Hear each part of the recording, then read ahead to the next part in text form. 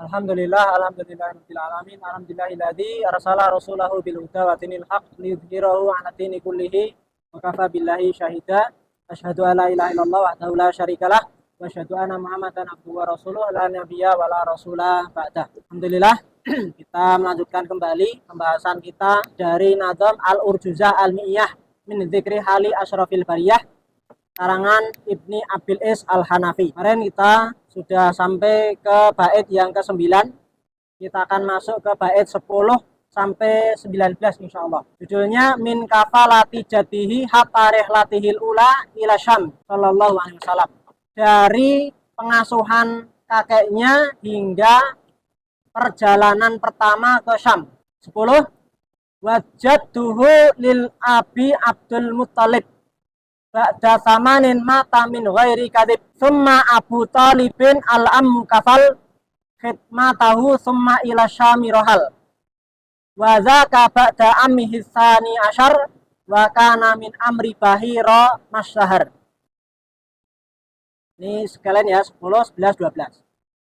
Yang 10 wajadtuhu lil abi Abdul Muttalib ba'da samanin mata min ghairi kadib. Dan kakeknya dari jalur bapak yaitu Abdul Muttalib. Jadi bapaknya Abdullah adalah Abdul Muttalib, kakek pertama Nabi dari jalur bapak. Ba'da samanin mata min ghairi kadib, setelah 8 tahun meninggal tanpa ada kedustaan. Jadi disepakati oleh para ulama ahli sejarah bahwa kakeknya Rasulullah yang namanya Abdul Muttalib, yang nama aslinya adalah Syaibah, itu meninggal tahun 8 pada umur Rasulullah Sallallahu Alaihi Wasallam. Dan Abdul Muttalib ini nama aslinya adalah Syaibah yang memiliki uban. Kemudian memiliki gelar Syaibatul Hamdi dan Syaibatul Jud, Syaibah yang terpuji, Syaibah yang dermawan. Jadi mempunyai karakter positif sebagai orang yang terpuji dan sebagai orang yang dermawan. Nah, inilah yang kemudian nuruni ya kepada diri Rasulullah. Rasulullah menjadi orang yang terpuji, namanya juga Muhammad, dan beliau juga menjadi orang yang dermawan. Insyaallah. 11. Summa Abu Talibin al-ammu kafal khidmatahu summa ila Syami rohal.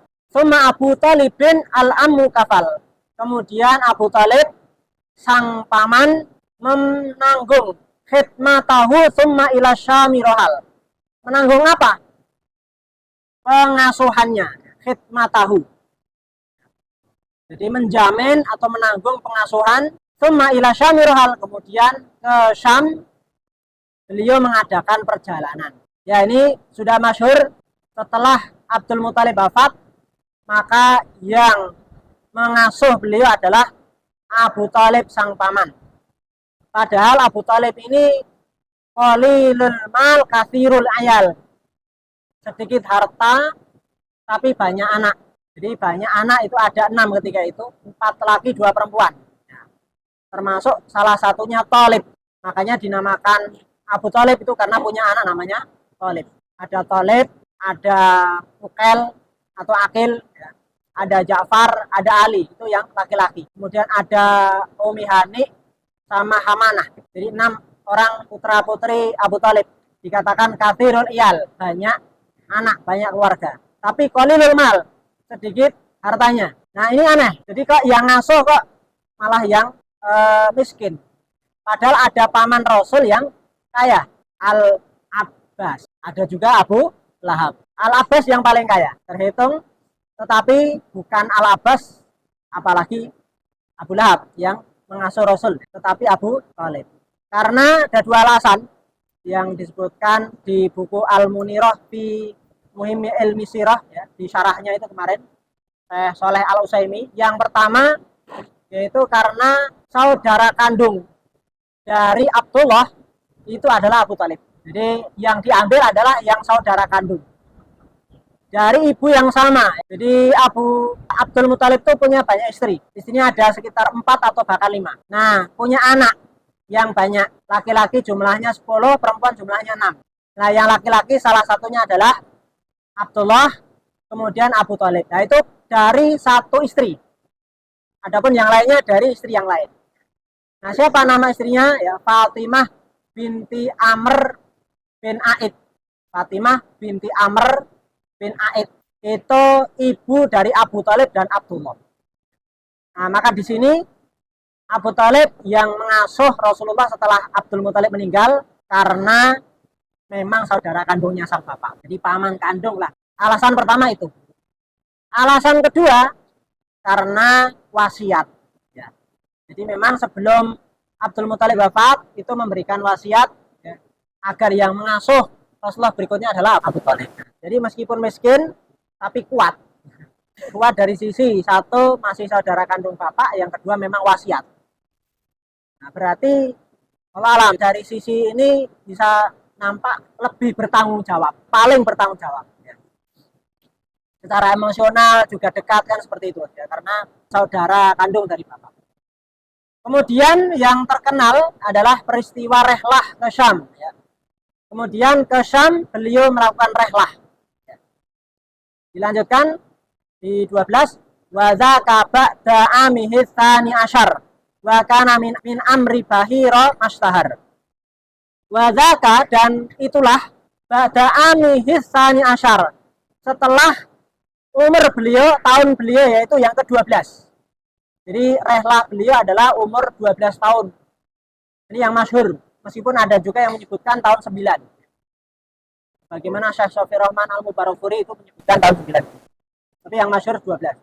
Wa kana min amri bahira mastahar. Dan ya, dari perkara bahira, ada yang menyebut buhaira, yaitu sebagaimana yang masyhur. Jadi ada seorang pendeta namanya Bahira. Dia mempunyai biara. Ini di daerah Busra, ya, Syam. Ya. Dia tidak pernah keluar dari biaranya. Ya. Jadi seorang pendeta yang taat. Ya. Ketika melihat rombongan kafilah dagangnya Abu Thalib, di situ ada Rasulullah, maka dia keluar. Ya. Karena ada tanda-tanda kenabian. Ya.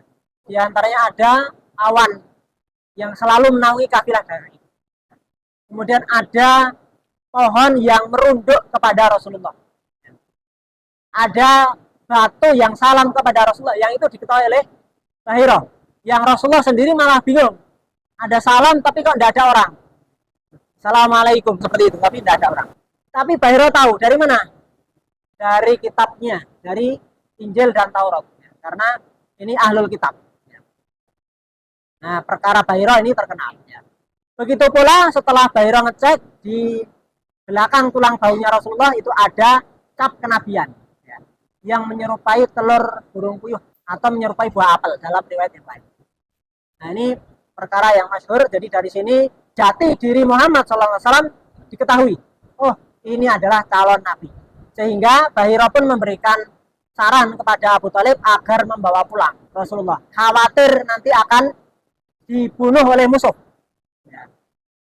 Seperti itu. Dibunuh oleh orang Yahudi, orang Romawi. Ya. Seperti itu. Kemudian amaluhu ma'as sayyidati Khadijata wa zuwajuhu minha wa abna'uhu sallallahu alaihi wasallam.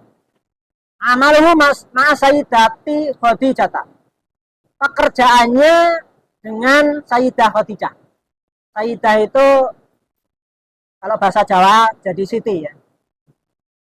Sayyidah itu artinya tuan putri. Maka jadi di Jawa jadi Siti Khadijah. Padahal As-Sayyidah Khadijah. Mungkin lidahnya berubah ya. Lidah Arab jadi lidah Indonesia. Wa zuwajuhu minha, dan pernikahannya dengannya, dengan Khadijah. Wa abnahu, dan anak-anaknya Rasulullah SAW dari Khadijah. 13 ya, satu-satu aja ini. Wa saronah wa syami asyraful wara fi ami khamsatin wa ishrina uzkura, atau fi ami khamsatin wa ishrina uzkura. Wa saronah wa syami, dan beliau berjalan atau bepergian rehlah ya, menuju ke Syam yang kedua. Asyraful wara. Ya, ini failnya ya. manusia yang terbaik. Jadi asyraf itu terbaik atau termulia. Al-wara itu manusia. Jadi manusia yang terbaik itu berangkat menuju ke Syam kembali untuk yang kedua. Fi ami khamsatin wa ishrina qura. Di tahun ke-15. Ingatlah. Ya, uzkura, ingatlah. Jadi kalau di sini mohon maaf ya, 25 ya, bukan 15 ya. Di tahun 25 ya. Ini beliau melakukan rehlah ke Syam yang kedua. Jadi kalau yang pertama tadi umur berapa? 12 ya. Kalau ini yang umur 25 ya. 14 li ummina Khadijatin muttajira wa ada fihi rabihan mustabsyira. Li ummina untuk ibu kita, ibunda kita. Ya, jadi Khadijah ini karena nantinya menjadi istrinya Rasulullah, beliau disebut dengan Ummul Mukminin. Ya. Ibunya orang-orang mukmin. Ya. Li ummina, ibu kita Khadijah muttajira sebagai pedagang. Beliau sebagai pedagang. Jadi Khadijah yang mempunyai harta, zu malin ya. Adapun Rasulullah itu yang beramal, yang melakukan amal, zu amal. Ya. Jadi mudharabah kalau hari ini. Jadi kerjasama, yang satu punya modal atau punya barang, yang satu punya pekerjaan, punya keahlian. Itu namanya mudharabah.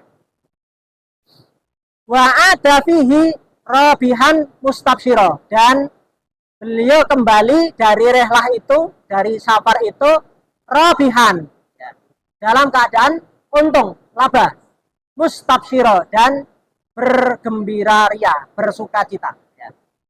Jadi karena untung banyak ya, beliau bersuka cita ya. Beliau bermodalkan satu ya, yaitu apa? Amanah ya. Tentunya kandungan amanah sangat banyak ya. Ada jujur, ada tanggung jawab, dan seterusnya. Tapi satu modal itu sudah cukup, yaitu amanah. Ya. Rasulullah adalah seorang yang amanah, ya, maka beliau mendapatkan keuntungan yang sangat banyak. Bahkan yang menawari dagang itu bukan Rasulullah sendiri dulu, tapi Khadijah terlebih dahulu. Karena mendengar ada seorang yang jujur, yang amanah, ya, maka ditawari ya Khadijah, ya, Rasulullah itu ya untuk berdagang, dan dijanjikan akan diberikan keuntungan yang lebih besar daripada lelaki yang lainnya. Jadi Khadijah itu memang saudagar yang kaya raya, sudah biasa menjanjakan barang dagangannya lewat para pemuda Quraisy yang lain. Jadi orang Quraisy itu kan punya kebiasaan profesi berdagang. Jadi kalau orang Quraisy itu profesinya berdagang, kalau orang Ansor atau Madinah itu profesinya bertani atau berkebun. Ya.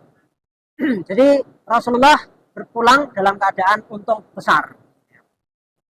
Fakana 15, fakana fihi akduhu alaiha wa ba'dahu ibda'uhu ilaiha.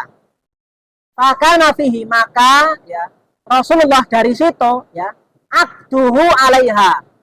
Ya, akad ya beliau ya kepadanya ya. Maksudnya akad apa? Akad nikah. Jadi Rasulullah melangsungkan akad nikah ya kepada Khadijah. Itu pun ya lagi-lagi yang menawari duluan adalah Khadijah.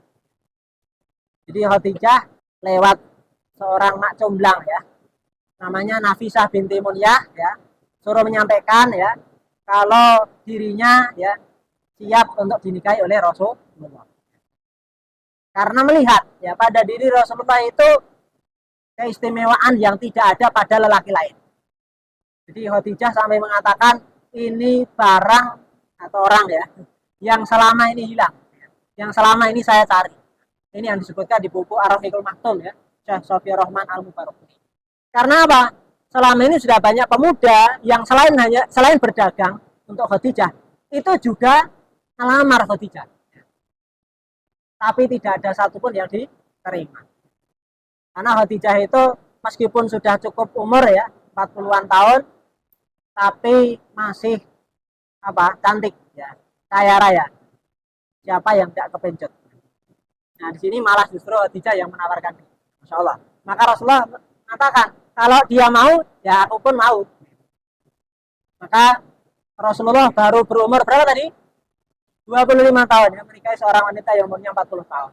Maka menikah dengan wanita yang lebih tua itu tidak masalah. Yang penting berkualitas. Ya akhlaknya baik, ya agamanya baik, ya, apalagi ini nasabnya baik, ini bangsawan ya, bangsawati, orang yang punya kedudukan, insya Allah, kena semuanya. Ya, wa ba'dahu ifda'uhu ilaiha, dan setelah itu ya ifda'uhu ilaiha. Ifda'uhu itu maksudnya berumah tangga dengannya, jama'ahu aslinya, berumah tangga dengan Khadijah. 16, wa wilduhu minha khala Ibrahim fal awwalu al qasimu hazat takrim, atau fal awwalul qasimu hazat takrim. Wa wilduhu, dan anaknya ya, minha diantaranya ya, khala Ibrahim, maksudnya kembali kepada Khadijah, dan anak-anaknya, anak beliau dari Khadijah ya, khala kecuali Ibrahim, anak Rasul ada satu yang bukan dari Khadijah, yaitu namanya Ibrahim, dia dari Maria al-Qibtiyah. Fal awalul qasimu, maka yang pertama adalah al-Qasim. Ya inilah kunyah Rasul ya, Abul Qasim, karena punya anak namanya al-Qasim. Ya. Bagaimana saya ada kunyah Abu Barki. Nah yang pertama Barki. Walaupun Abu Faris juga bisa, dan abu-abu yang lain. Hazat takrim ya, yang mengumpulkan. Haza ini juga mengumpulkan at-takrim ya, kemuliaan, mengumpulkan kemuliaan. Jadi sebagai anak pertama ya, anak kebanggaan ya, itu tentunya ya sangat senang. Apalagi yang pertama lahirnya laki-laki. Biasanya ya, orang ya itu pengen punya anak itu biasanya yang pertama adalah laki-laki. Walaupun ya mungkin ada juga yang perempuan, tapi lazimnya orang biasanya begitu, karena laki-laki itu menjadi apa ya, ibaratnya paling kuat gitu ya. Yang pertama ya, nanti kalau orang tuanya sudah lemah ya, maka yang menggantikan adalah anak laki-laki yang pertama, tulang punggung. Ya, maka di sini Rasulullah mendapatkan julukan Abul Qasim, kunyahnya beliau. 17, wa Zainabun Ruqayyatun wa Fatimah wa Ummu Kulsumin lahunna Khatimah. Dan Zainab, Ruqayyah, dan Fatimah ya. Jadi setelah Al-Qasim ada Zainab, ada Ruqayyah, ada Fatimah. Wa Ummu Kulsum, dan Ummu Kulsum, jadi perempuannya ada 4 ya. Lahunna Khatimah, bagi mereka ya, itu adalah sebagai penutup. Ya, jadi Ummul Kulsum di sini dikatakan sebagai penutup, maksudnya yang terakhir. Meskipun ini juga ikhtilaf ya di antara para ulama. Ada yang menyebut yang terakhir adalah Fatimah. Dan ini yang banyak disebutkan oleh para ulama, termasuk yang kemarin Syekh Soleh Al-Utsaimin menyebutkan yang terakhir lebih kuat adalah Fatimah. Jadi ada 2, memang ada yang menyebut Fatimah, ada yang menyebut Ummul Kulsum. 18, wa tahirut thayyibu Abdullahi wa qila kullu ismin li fardin zahi. Wa tahiru at-thayyibu Abdullahi. Ya, ini tahir yang bersih ya, atau yang suci. At-thayyib yang baik, Abdullah ya. Ini satu orang ya, punya julukan at-tahir dan at-thayyib. Kenapa dinamakan demikian ya? Karena juga dicintai oleh Rasulullah ya, disukai oleh Rasulullah, lahirnya setelah Islam di Madinah ya. Maka disebut sebagai yang bersih dan yang suci ya, dan yang baik ya. Cuman sayang ya, meninggal masih kecil ya, sama seperti Al-Qasim juga meninggal di waktu kecil ya. Kalau Abdullah itu meninggal di umur 6 bulan ya. Di umur 6 bulan itu konon dipatok ayam ya. Jadi di Arab ada ayam dipatok di matanya ya. Kemudian matanya itu lebam atau memarah ya, sampai hanya sakit dan kemudian meninggal. Nah ini yang namanya Abdullah ini. Insyaallah. Ya, sedihnya bukan main ya. Wakila kullusmin li fardin zahi. Dan dikatakan kullusmin, setiap nama tadi At-Thayyib, At-Thahir, Abdullah itu ya, li fardin zahi, untuk satu orang zahi yang bagus. Ya. Fardin itu satu orang, satu personal, zahi itu yang bagus, yang cemerlang, yang bercahaya, ya, sama ya. Ya ini karena anak yang dicintai oleh Rasulullah di fardin zahi. Terakhir 19, wal kullu fi hayatihi zaqul himam wa ba'dahu Fatimatun binisfil am, binisfi am. Wal kullu, dan semuanya ya. Jadi dari Al-Qasim, kemudian Zainab yang tertua ya, kemudian Ruqayyah, kemudian Fatimah, kemudian Ummu Kulsum dan Abdullah ya, 6 dari Khadijah ini ya. Fi hayatihi, di masa hidup beliau ya, ketika beliau masih hidup, zaqul himam, mereka semuanya 6 orang itu merasakan kematian. Al-himam artinya mati, wafat, mati. Jadi semuanya itu 6 itu di masa hidupnya beliau, jadi beliau masih hidup, merasakan kematian. Jadi semuanya meninggal dalam kondisi beliau masih hidup. Ada lanjutannya ya. Wa ba'dahu Fatimatun binisfi am. Nah, ada pengecualian di sini ya. Dan setelah beliau ya, setelah beliau wafat ya, Fatimatun ya, Fatimah ini khusus sendirian, binisfi am ya, ada pengkhususan, dia selisih setengah tahun ya setelah beliau meninggal. Wa ba'dahu itu maksudnya itu adalah sepeninggal beliau ya, setelah beliau meninggal.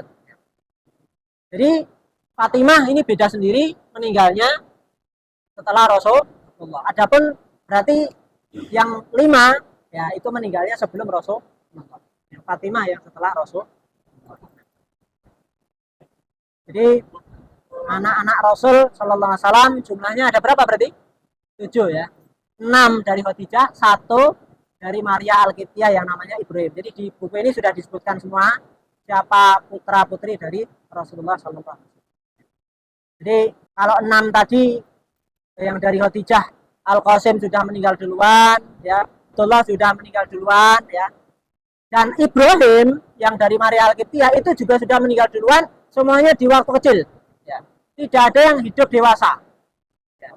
Tapi kalau Zainab, kemudian Ruqayyah, kemudian Ummu Kulsum, kemudian Fatimah, semuanya sampai dewasa, ya, sampai menikah, ya, sampai Islam, ya, sampai berumah tangga, ya, dan punya anak kecuali Ummu Kulsum ya, yang tidak punya anak. Nah, jadi yang perempuan semuanya sampai Islam, dewasa, kemudian sempat hijrah juga, ya, menikah, ya, tapi meninggalnya sebelum Rasulullah semuanya, kecuali 1 yaitu Fatimah.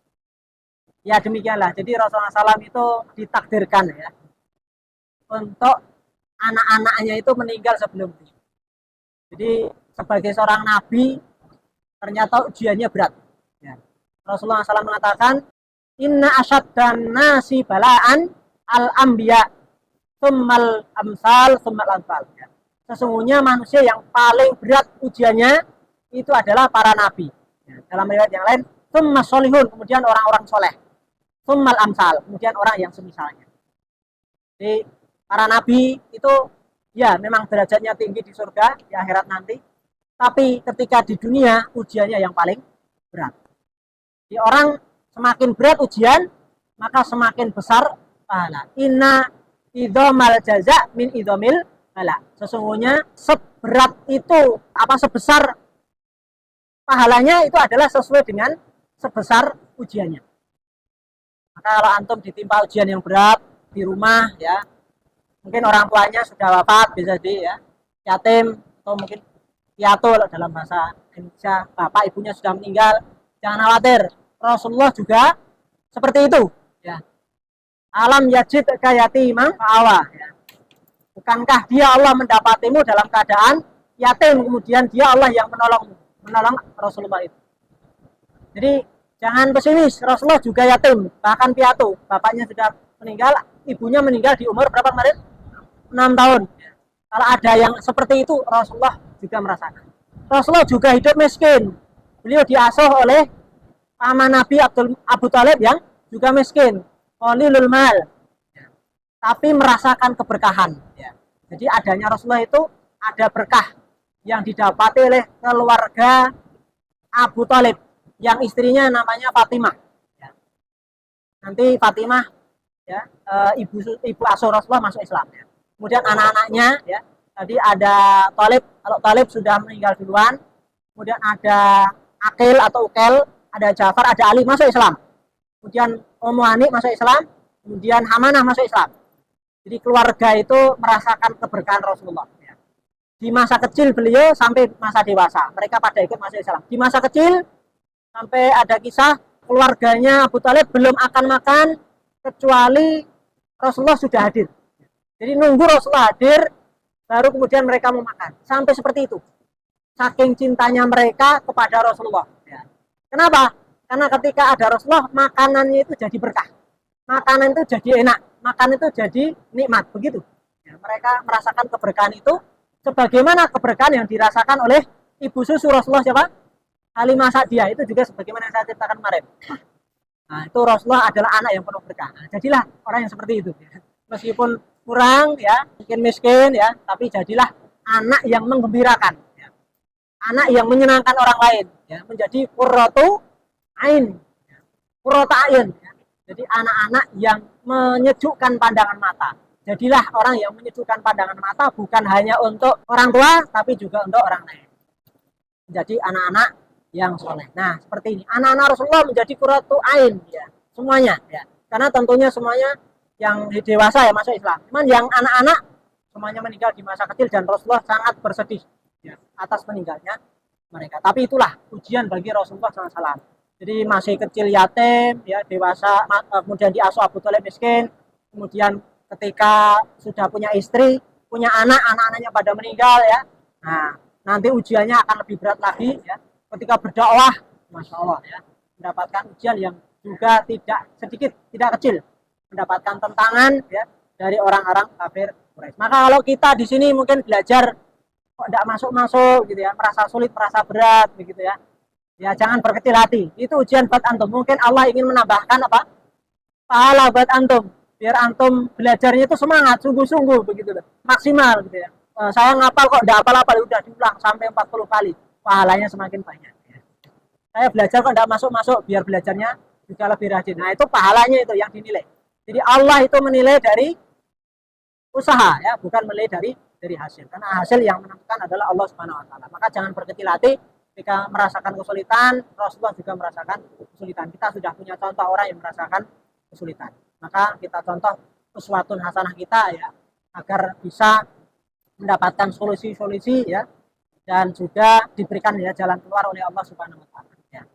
Baik, itu yang bisa kita sampaikan di kesempatan yang hari ini, mudah-mudahan bermanfaat. Kita tutup dengan hamdalah dan syukur. Alhamdulillahirabbil alamin. Subhanallahumma wa bihamdika, asyhadu an la ilaha illa anta, astaghfiruka wa atubu ilaik. Assalamualaikum warahmatullahi wabarakatuh.